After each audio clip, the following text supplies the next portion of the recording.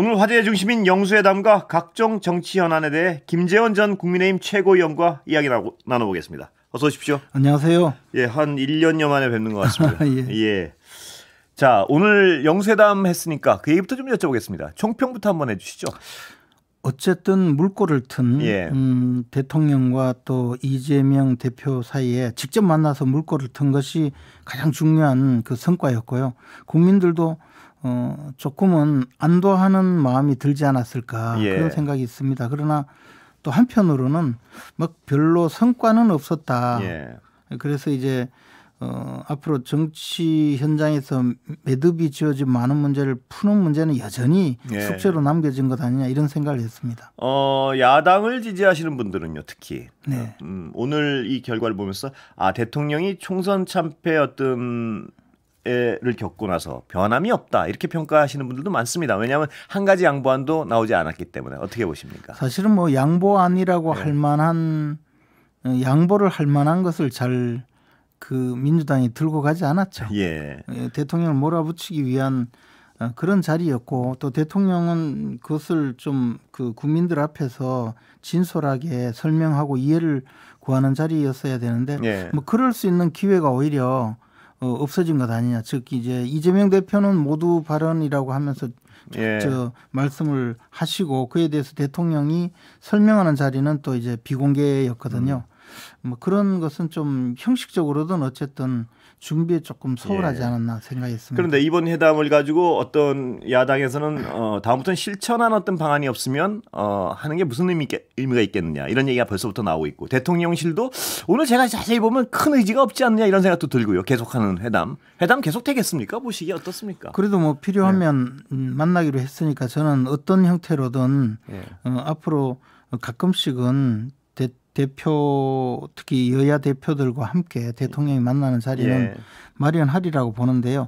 이게 원래 이제 저도 정무수석으로 있을 때 대통령께서 야당 대표들과 함께 만나는 자리에서 회담을 했는데 그 당시만 하더라도 배석자 없이 좀 허심탄회하게 이야기하는 그런 자리였지만 끝나고 나면요. 야당은 처음부터 이제 자신들이 할 말을 전부 적어와서 그것을 읽고 나가서는 내가 이렇게 대통령에게 강하게 요구를 했는데 여지부당이더라. 뭐 수용할 생각이 없고 좀 심하게 이야기하면 도대체 인식이 잘못되어 있더라. 그리고 뭐 저 앞으로도 변할 가능성이 없다. 이렇게 비난하는 그 장으로 많이 활용을 했었거든요. 그래서 이제 이번에는 좀 더 그것이 처음부터 예정된 그런 만남이었습니다. 그래서 일단 만났다는 것에 그 굉장한 의의를 두고 그다음에 앞으로 그런 대화를 통해서 물꼬를 트고 정치를 좀 복원하는 계기가 된 것만 해도 굉장히 잘 된 것 아니냐 그렇게 생각합니다. 김재원 최고위원께서는 대통령 이제 총선 결과가 굉장히 안 좋지 않습니까 지금? 대통령의 어떤 국정 운영 스타일의 변화를 국민들이 요구했다 이렇게 평가가 나오는데 뭘 변화해야 된다고 보십니까? 대통령 어쨌든 대통령께서 당선될 때 0.7% 정도의 이 차이로 당선이 되어서 사실은 대통령을 지지한 분만큼 또 국민들 중에는 지지하지 않은 분도 있거든요. 그런데 대통령제 국가라는 것은 어쨌든 대통령이 국정의 정권을 갖고 이제 책임지고 운영하는 것이지만 반대자들의 목소리도 경청을 하고 국정에 반영하기를 국민들은 원하거든요. 그런데 그런 면에서 좀 소홀했다고 국민들이 생각했기 때문에 그것을 표현하기를 불통이라든가 또는 좀 그 국민들에게 그 국민들의 마음을 헤아리지 못한다 이런 표현으로 많은 이제 비판이 있었죠. 그리고 그것을 이번에는 또 총선 과정에서 좀 표로서 나타내 준 것 아니냐. 그렇다면 앞으로도 대통령께서는 이제 야당 지도자도 만나고 또 국민들이 원하는 여러 가지 그 목소리를 좀 귀 기울여서 그에 반응하는 그런 국정을 운영해 주기를 많은 국민들이 바라지 않나 생각해요. 한 가지만 더 첨언하자면 이것을 대통령 혼자 하실 수가 없거든요. 그것은 정말 불가능한 일이기 때문에 대통령실 그다음에 내각에서 그것을 대통령의 그런 입장을 잘 이해해서 국정에 반영하는 그런 노력이 좀 필요하지 않을까 생각합니다. 그중에는 국민들은 오늘도 약간 야당 대표가 언급을 했지만 친인척 비리 의혹에 대한 어떤 특검이나 뭐 어떤 그런 데 대한 의혹 해소를 강하게 요구하고 있는 것이 여론입니다. 그 부분은 어떻게 해야 됩니까, 보시기에? 그런데 이제 지금 이런 부분에 대해서 최상병 특검도 그렇고요. 그게 그러니까 특검이 능사냐, 특검이 만사냐 이런 문제에 대해서는 저는 굉장히 좀 생각을 달리하거든요. 지금 어쨌든 공수처에서 수사 중인 사건, 예를 들어 최상병 특검이라고 하면 그러면 공수처라는 걸 처음 출범시킬 때 민주당은 이 검찰의 사건을 맡겨서는 해결이 되지 않으니까 공정한 수사기관이 필요하다 해서 공수처를 만들었고 그 공수처가 한참 수사 중인데 이 공수처를 못 믿겠다고 해서 또 특검을 하고 그 특검도 야당에서 지명하는 특별검사가 수사를 하게 해야만이 믿겠다고 하는 것 저는 이것은 잘못이라고 봅니다. 그리고 그와 비슷하게 친인척 비리의 문제도 일단 그 수사기관에서 제대로 처리되는 것을 만약에 그게 문제가 있다면 그 나머지 방식을 진행할 수 있겠죠. 일단 지금 상황에서 야당의 주장도 저는 뭐 그렇게 동조하고 있지는 않습니다. 그런데 국민들 입장에서는요. 지난 어떤 꽤 시간이 지났는데 아무것도 결과가 안 나오니까 검찰 못 믿겠다는 얘기도 나오는 것이고요.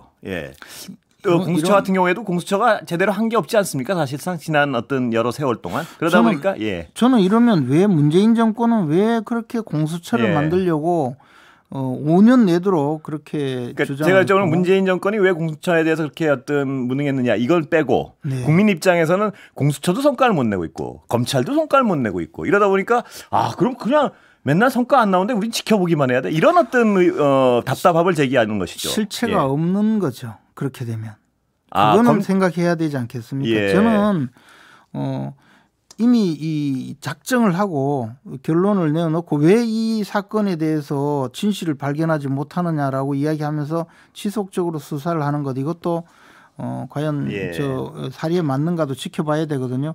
세월호 사건의 경우에도 여러 번의 수사와 뭐 특별검사까지 거쳐서도 그 수사를 해서 밝혀낸 게 별로 없었지 않습니까?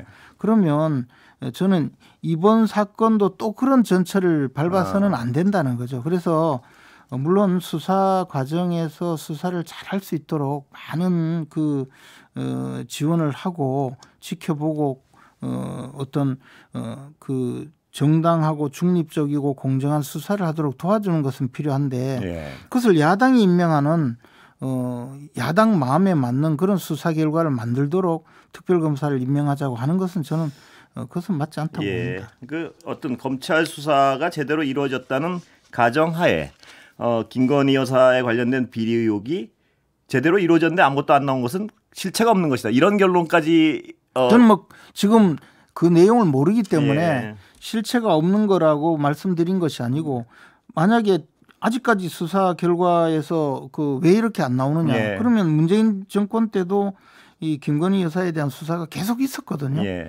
그때 지금 이성윤 당선인이 서울지검장으로 있었잖아요. 그런데 그분이 의원님 너무 뒤로 가시면 이제 다른 얘기를 그러니까 그런 분이 수사를 해놓고 왜 이런 결과를 내지 못하느냐까지도 우리가 한번 돌이켜봐야 된다. 이게 이제 제가 더 여쭤보면 옛날 얘기를 계속 또 반복하게 되는 것 같아서. 자, 그렇다면 지금 선거는 여당이 참패를 했는데요. 아까 잠깐 제가 쉬는 시간에 여쭤봤지만 그 참패의 주요 원인은 뭐라고 평가하십니까? 지금 뭐 대통령실을 제외하고요. 당 입장에서는 뭐 여러 가지 원인이 복합적이라고 봅니다. 총선 과정에서 심판론을 오히려 야당이 정권 심판론을 제기하는데 여당에서 2조 심판론을 내세웠다. 그래서 선거 전략에 문제가 있다. 그것도 뭐 지엽적인 한 가지 원인이라고 보고요. 그러나 지금 국민들이 살아가기 힘들다는 기본적인 상황이거든요. 그러니까 물가가 많이 오르고 제대로 삶을 돌보지 않는다는 정부나 또 여당이 제대로 국민의 삶을 돌보지 않는다는 그런 인식을 갖고 있는데 그에 대해서 적절하게 대응을 했느냐 아니면 정쟁의 한가운데서 여당이 헤어나지 못하고 좀 야당의 주장에 오히려 휩쓸려서 제대로 국정을 합리적으로 이끌지 못하지 예. 않았느냐 이런 이제 근본적인 문제를 돌이켜 봐야 된다고 생각합니다. 그냥 단순히 총선 과정에서 공천을 좀 잘못했다, 전략이 미스다 이 정도 가지고는 이런 괴멸적인 패배를 하지는 않거든요. 예. 그러나 2조 심판 어떤 정권 심판론을 2조 심판으로 맞받은 것은 굉장히 전략적 실패다 이렇게 보시는 것 같습니다 보니까. 그는 이제 제가 늘 그 기회가 있을 때마다 이야기했지만 이 프레임 전쟁에서 가장 큰 뼈아픈 실수를 한 거죠. 그래서 이제 오래된 뭐 이미 고전이 되어버린 조지 레이코프가 쓴 그 코끼리는 생각하지 마라는 그 책에 나오는 가장 첫 마디부터 이 2조 심판론은 잘못한 거죠. 그럼 완벽한 전략적 실수였다 이렇게 보시는 그렇습니다. 그렇다면 한동훈 전 비대위원장의 어떤 전략 실패라고 보십니까? 어떻게 보세요? 근데 한동훈 위원장은 사실 그런 뭐 전략가도 아니고 또 선거를 치러본 분도 아니고 어떻게 보면 우리 당에서 한동훈 위원장의 이미지 내지는 참신성을 선거에 활용하려고 그 불러온 분이잖아요. 그래서 이 전략 실패 자체를 한동훈 위원장에게 책임을 몽땅 씌우기는 저는 타당하지 않다고 생각합니다. 어디다 씌워야 됩니까? 당 전체에 문제가 있겠죠. 그래도 주도한 분은 있을 거 아닙니까? 전략을 주도하고 당을 이끌고 나가고. 아니, 그러니까 어느 분이라고 보십니까? 그러니까 뭐 누구라고 이야기하기보다는 한동훈 위원장은 이런 전략에 대해서 잘 모를 거라고 봅니다. 그런데 다만 그러면 전략적으로 대응할 수 있는 사람을 제대로 활용하지 못한 그런 그 총체적 책임은 있죠. 그러나 모든 것을 한동훈 위원장에게 전부 다 책임을 물어서 총선 패배의 뭐 주범이다 이렇게 할 수는 없죠. 이 선거를 하는데 용인술에도 실패했다 뭐 이렇게 들리는데요. 그런 면에서는 용인술까지 과연 발휘할 수 있는 분이었느냐에 대해서 저는 오히려 그 잘못된 입장이었다는 거죠. 그래서 한동훈 위원장이 당의 대표 역할과 선대위원장의 역할을 모두 겸하면서 선거를 끌고 나갔는데 실질적으로는 선거 전략이나 선거 내용에 대해서 잘 알 수가 없는 분이었거든요. 그러니까 우리는 선거 때만 되면 이미지 좋은 분을 차출해서 활용하고 또 선거가 끝나면 마치 뭐 티슈처럼 버린다는 표현을 쓰는데요. 도체 옛날에도 선거 때 그런 면이 많이 있었거든요. 그런 점에서는 별로 좋은 선택은 아니었다고 봅니다. 자, 지금은 여당으로서는 어떤 선거 참패, 그다음에 대통령실의 지지율은 굉장히 낮습니다. 이 상황에 있어서 어떤 타겟책이랄까요? 탈출구는 뭡니까 보시기에? 하루아침에 해법은 안 나온다고 봅니다. 그러나 이번에 이제 대통령께서 야당 대표를 만나듯이 국민들이 좀 안심하도록 해야 되고요. 무엇보다도 사실 그 입이 벌어지는 정도의 물가 상승을 어떻게 해결할 것인가에 대한 진지한 고민이 있어야 하는데 그 고민이 있는지조차 서민들은 의문을 갖게 될 거라고 생각합니다. 그래서 이제 그런 면에서 좀 더 국정의 방향을 집중해야 될 거라고 생각합니다. 대통령실이나 어떤 행정부 그런데 당은 어떻습니까? 당은 이 침체에서 벗어날 수 있는 또렷한 계기가 있을까요? 하루아침에 벗어나기가 쉽지는 않을 텐데요.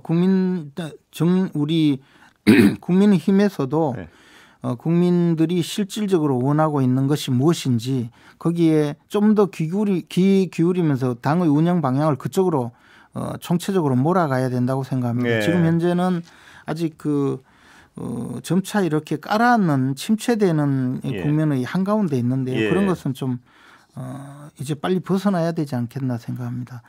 사람 한두 명을 바꾸든가 사람 한두 명을 데려와서 그 사람의 이미지를 활용해서 당이 나아지고 하는 시대는 지났다는 거죠. 시스템적으로 좀 바뀌어야 한다. 그리고 국민이 원하는 바를 실행해 나가야 한다. 이 말씀을 하셔서 그런데 제가 굳이 뭐 아까 얘기로 돌아가진 않으려고 하는데 이건 여쭤보지 않을 수가 없을 것 같아서요.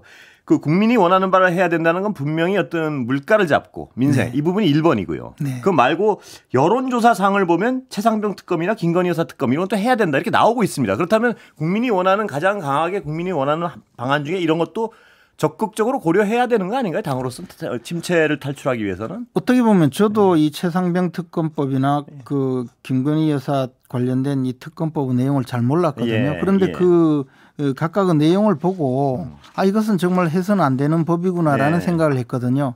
그래서 여당에서 과연 국민들이 이 내용을 알고 있다고 생각하는 것인지 그냥 이거는 무조건 우리는 받을 수 없다고만 밀고 나가는 것인지 예. 제대로 알리고 있는지 그에 대해서도 좀 의문이라는 거죠. 왜냐하면 이런 법이 하나 국민들에게 나올 때는 지금 이 답답한 상황에서 특검이라도 해서 예. 진실을 밝혀야 되지 않느냐라고 하면 그것을 실제로 알리기 위해서는 수백 마디 수십 분 설명을 해도 될까 말까 할 정도로 네. 아주 힘든 내용이거든요. 그러나 그런 국민들에게 이해를 구하고 설명하는 노력이 있었느냐에 대해서 네. 저는 좀 의문입니다. 예. 자, 당 상황을 좀 여쭤보겠습니다. 지금 비대위원이 추대하고 그다음에 당 대표 어떻게 가야 됩니까? 뭐 어떻게 가야 된다는 것보다는 어떤 상황입니까, 보시기에? 국민들이 네. 우리 당을 보듯이 당원들도 우리 당을 보는 눈이 굉장히 좀 차가워진 상황이거든요. 예. 그래서 이 당의 리더십을 회복하고 또 다시 그 보수 진영 내지 국정의 총체적 그 책임을 져야 될 여당의 예. 리더십을 확보하기 위해서 예. 지금 당대표와 원내대표를 선출하는 과정입니다. 예. 오늘 여기까지 듣겠습니다. 감사합니다. 김재원 전 최고위원이었습니다. 감사합니다.